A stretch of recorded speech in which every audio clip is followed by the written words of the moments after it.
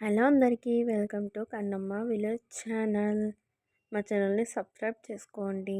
Egg rice ఎలా చేయాలో చూడండి. మా స్టైల్లో సింపుల్ అండ్ ఈజీ.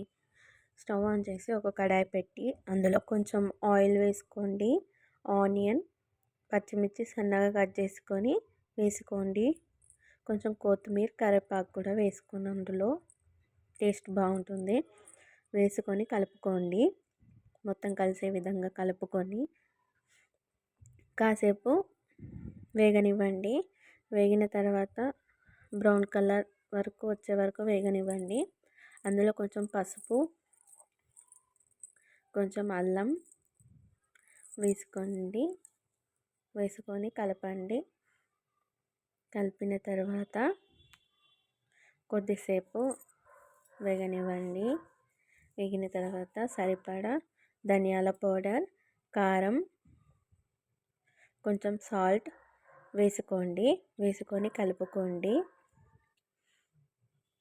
లో ఫ్లేమ్లో పెట్టుకొని చేసుకోండి. దాని తర్వాత ఎగ్స్ వేసుకోండి. ఎన్ని ఎగ్స్ కావాలంటే అన్నీ వేసుకోండి. ఎగ్స్ వేసుకొని లో ఫ్లేమ్లో పెట్టి కలపండి. కొంచెం కొద్దిసేపు అయినాక కలపండి. ఎగ్ మంచిగా వేగనివ్వండి.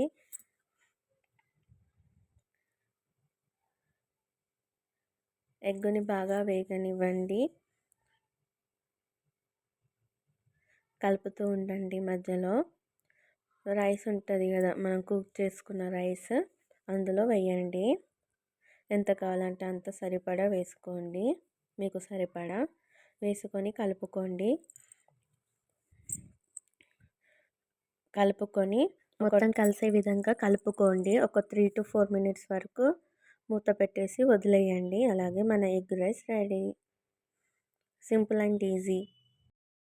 మా ఛానల్ని సబ్స్క్రైబ్ చేసుకోండి, లైక్ చేయండి, షేర్ చేయండి. ఈజీ వేలో ఎగ్ రైస్ రెడీ. మీరు కూడా ట్రై చేయండి. ఓకే.